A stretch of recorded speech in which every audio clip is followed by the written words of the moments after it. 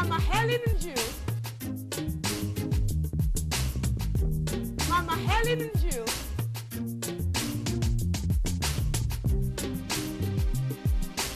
Mama Helen and you. Mama Helen and you.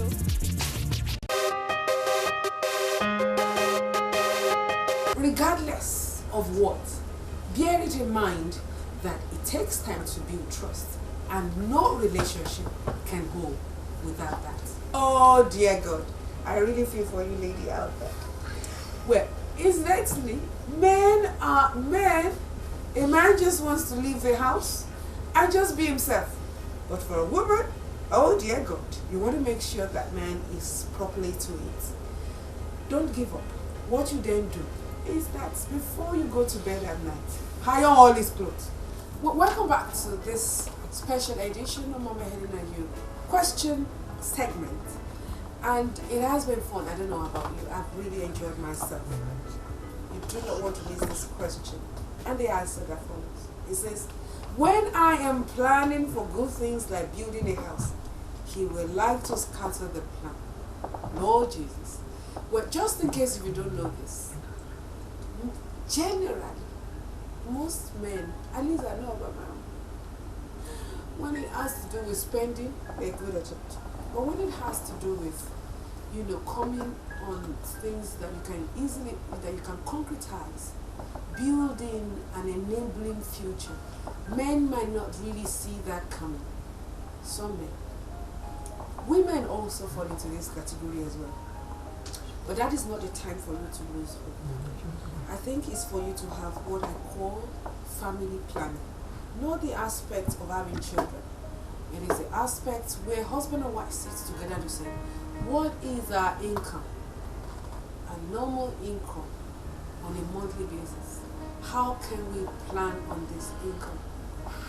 Sometimes people think that they need to have 2, 3, 4, 5, 7 million before they can make something good out of their lives. And I've often said to people, it is what you save that you can fall back on tomorrow. No money is too much that you cannot spend. And no money is too small that you cannot save. All it takes is planning. And once that agreement comes between both of you, you can now begin to set aside something towards house projects, towards school fees, towards buying a car, towards doing one thing or the other. And may that plan of yours come to fruition. It's my prayer. Don't get angry with him. Walk with him. You will experience success.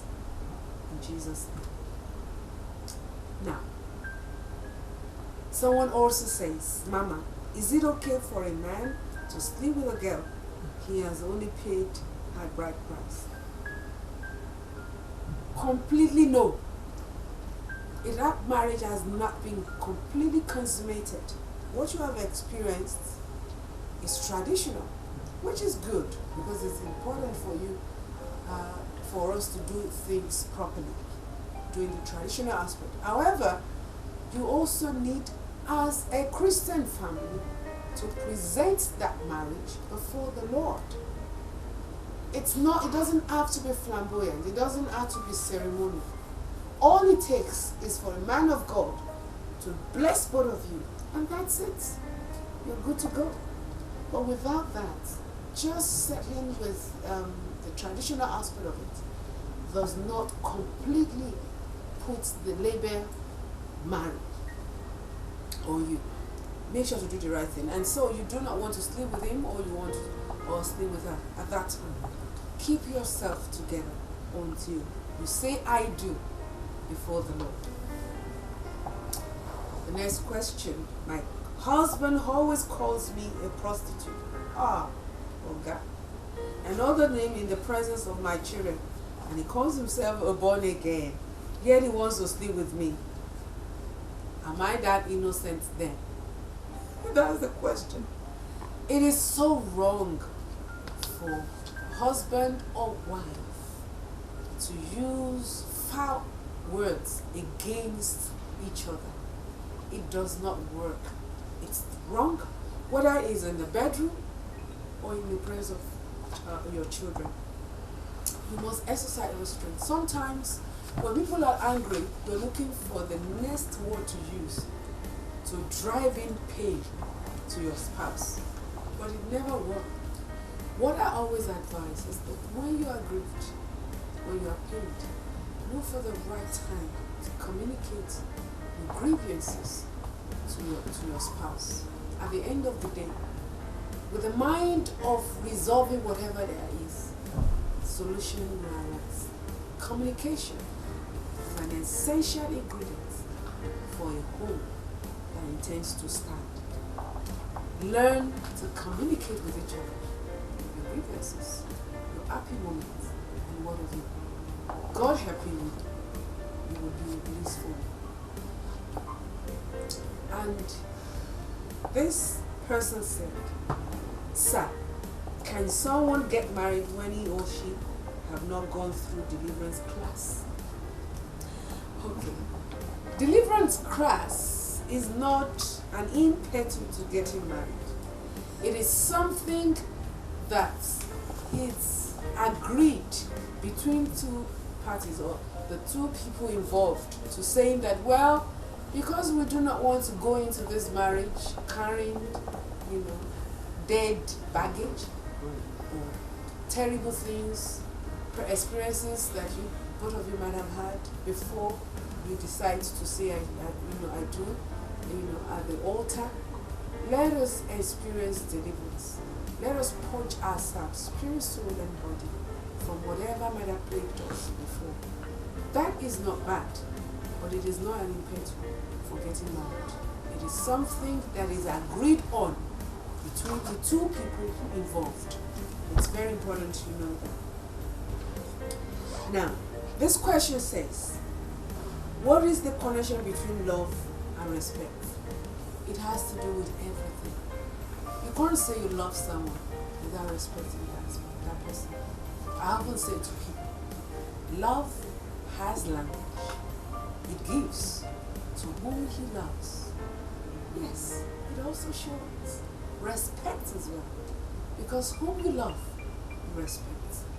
If you cannot respect each other, what is the essence of marrying each other? You must be able to. But someone who says, now, we once did, but after getting married, a lot of things start happening and we start losing respect for each other. The reason why couples tend to lose respect for each other is when they begin to value what they once valued. Before you get married, or before marriage is consummated on the altar, the zeal, the passion, the drive that people put into it before they finally say I do. As marriage, as you well know, marriage is continual. As that marriage continues, people tend to begin to lose sight of how important that marriage was to them before it was consummated. So I always say this, never lose the importance of marriage whilst in marriage. The importance you put, or should I say, those things that you so much value whilst you were both planning for wedding, you must never lose sight of it. Husbands, love your wife as Christ loved the church and he gave himself to it. Wives, Ephesians chapter 5 and verse 25 tells you, submit yourselves to your husband in totality. Respect that man. He is the head over your head. But don't also forget that verse 24 says, submit to each other in love. Meaning that the man's supposed to continue to respect his wife by what he says to her, by what he does, and by his actions, the way he presents, the way he projects her before people, before his friends, before his families, and the way he talks to her. You see a man married to a woman, after he's had one, and says, Mama, boy, come, stand here, do this. I mean, it's obscene. That's not the language to use. honey, sugar pie will be better. And then of course, for the woman, remember that that man is ever your head. You do not want to, to have your head on the floor for people to trample on. Don't trample on your husband. It's your golden thing that keeps you going. When a woman loses her umbrella, which is her husband, she's lost it. Respect that. And this question says, what can a lady at 40 who is not married do? Sweetheart, this a question I did gets my heart to bleed. Because in Africa, we tend to see marriage as the most important thing on earth. So, when a woman is yet to get married, she loses it. And she feels something must be wrong with her, for her not to have gotten married. There are many things you can do. Marriage is only one aspect of one's life. There are other things that keeps going. Get a job and work. Improve on yourself. Do something with your profession. Start business if you're business inclined, because it's not everybody that are gifted doing business. Some people are very professional minded. And of course, they follow that profession to the letter. Continually improve themselves and make themselves very marketable, out there in the marketplace. So, there are so many things you can do. Win a soul. Give your life to Christ. Add value to your church. Add value to people around you. Sow the seed of love and work very hard. Build your life. Your life does not depend on marriage. Your life depends on the living God and what you are able to bring out of that life. This is not to commonize the word marriage, because marriage is important. It has value to you as well. It has its other aspect to it. But just in case, because you can't marry yourself, can you? Somebody has to walk up to you as a lady and says, I want you to be my wife. So why are you still waiting for that man to come? Sweetheart, dust yourself, make yourself beautiful. Don't become an old woman when you are still young, and start walking like someone who life has dealt a big blow to. Refresh yourself. That man who is going to ask your hand in marriage is also carrying this problem. So if he sees a woman who has problem written on her forehead, the man will run and says, I cannot add this one to my home. Okay? So make yourself beautiful. Be cheerful. Be hopeful, knowing fully well that God Almighty is more than able to give you your own better half. Naturally, when we talk of no money, it does not occur in a society. Love is an need. It's an understanding between the man and the woman. Not whether money or not. Love is the natural. It broke the natural protocol for love. It broke all natural protocols. Just like you are from Delta State, don't marry a man. It doesn't have any access to love. Love has its own way. How it is. So it does not share. When you say no money, no love, it does not have anything to do. So love has its own way. A wife material should be a role model. A girl that a woman that is well dressed, good manners and all that. I think a wife material should be well dressed, not half naked and all that. Should be a Christian, should be godly too. It's okay. There's a wife material.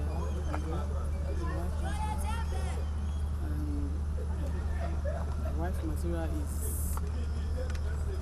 a wife that can build up the home. Alright, thank you, Bob. Thank you. And wife material. Well, a wife material is, let's say, a God-fearing woman who can coordinate the home. And to wrap it all up, I would just say Proverbs 31. Mama Helen and you. Mama Helen and you. Or Mama Helen and you still. And it is Is it compulsory for someone to get married? That's a very dicey question. You almost got me there. Is it compulsory? No, it's not. It's not compulsory. Read the Bible. The Bible tells us about a man like Paul who makes up his mind to saying that he was not going to. And he never did. But Peter got married. Because the Bible tells us that at the time Jesus came by the house and the mother-in-law had malaria. Jesus had to pray for the mother-in-law. So meaning that he got married. Marriage is a choice. It's a lifetime commitment. But it is also a choice. However, if you know that you cannot abstain, you better get married. Because if you make up your mind saying you don't want to, then don't start hopping from one man or woman to another, sleeping to them and deflowering them. You are not permitted to do that. If you say you don't want to get married, then tighten that thing and keep it safe. And don't become a problem to somebody else. That is just it. But if you know you cannot hold yourself, settle down with a man or woman and pray that God will give you your own very husband or wife, that you can both add value to each other. The next question. Is it that difficult to live a life of celibacy? It's a question that you must ask. I can't answer that question. You are the one to answer it. I'm married today because I love to be married. And I'm so happy I did. Can I be Pentecostal minister without getting married? If that is my choice, it is your choice. Live with it. You can decide to do it. You might just say you want to give your life serving God and humanity. Questioned the next. Dear Mama, please allow me to ask you this question. Yes, I have been married for the past 30 years. I've been taking good care of the children from primary school to the university level. Please, Mama, is it right? Because how long can I continue like this? The next question is, where is your husband in this equation? Okay? Having children is one thing, but taking the necessary responsibility is another. If you knew you weren't going to be able to care for those children, you should never have married that woman to start with.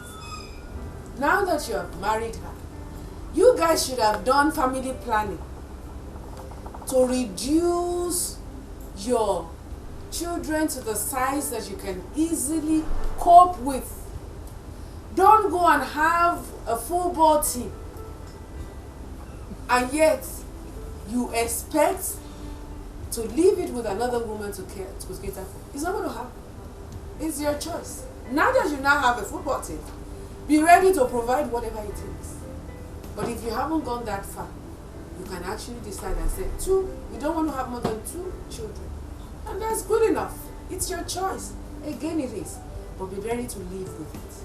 For that woman out there, training these children without being hurt. Don't lose it. Don't give up. God is ever there. The only prayer is that as you've spent your time and money training these children, may they never forget you. May they pay it back, and may heaven reward you as well. You can only release grace to your part until that man decides to change. But don't give up. The next question. Is it good for a wife to play the role of a man, i.e., by meeting the needs of the family? No. It is not for a woman to play the role of a man, or vice versa. God has made it so. It is Adam and Eve, not Adam and Steve. It doesn't work. Men, take on your responsibility. Woman, don't use up. However, you can help each other to make that home great. That is what we ought to be. And may God make it happen in your lives. The questions are many. I do not know whether we can go through it all. But at least one thing is sure.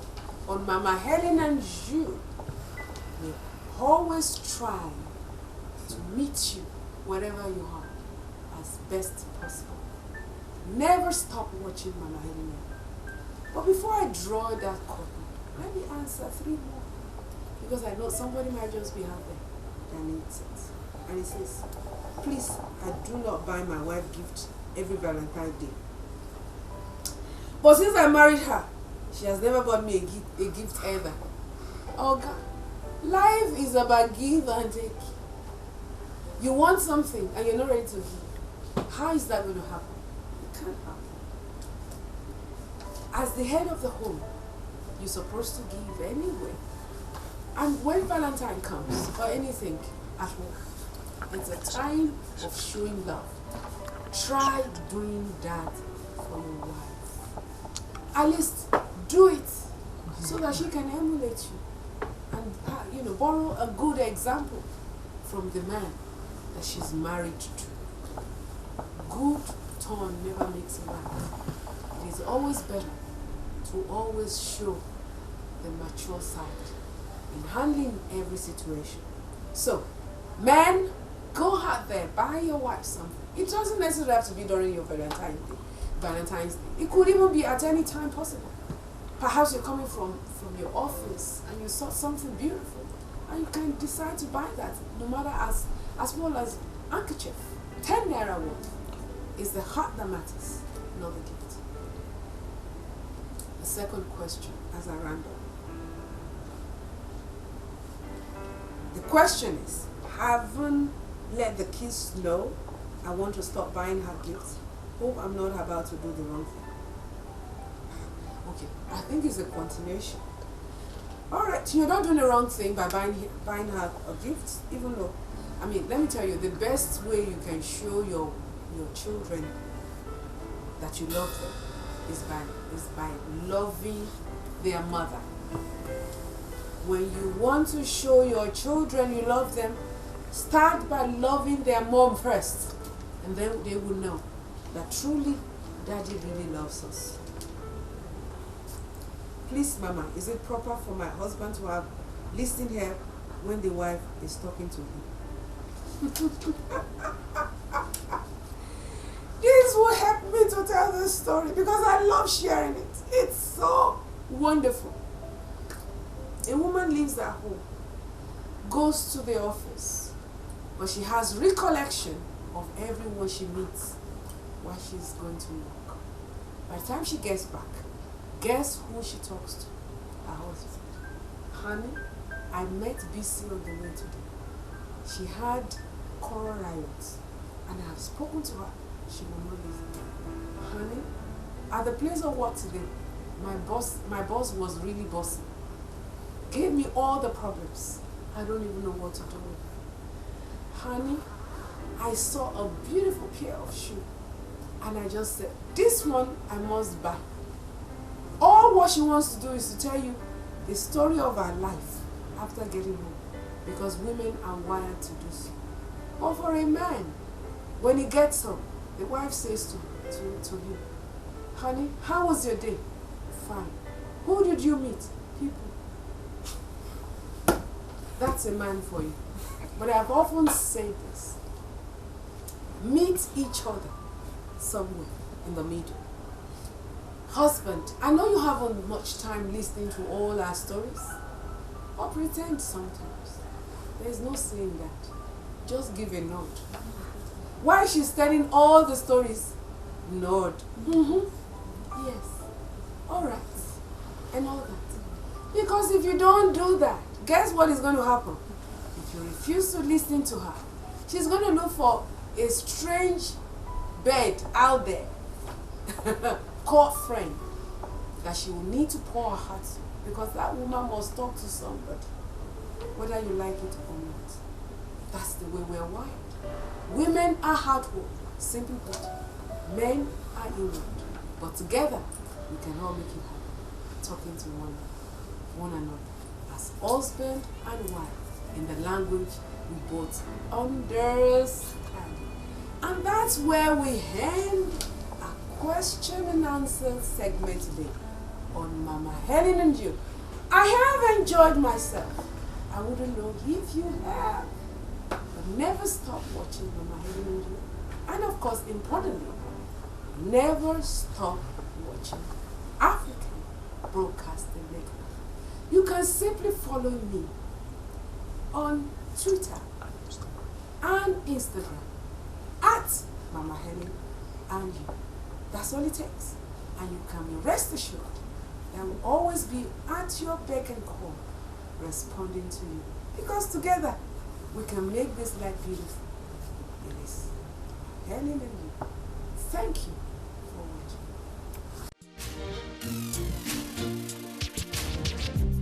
Mama Helen and you. Mama Helen and you.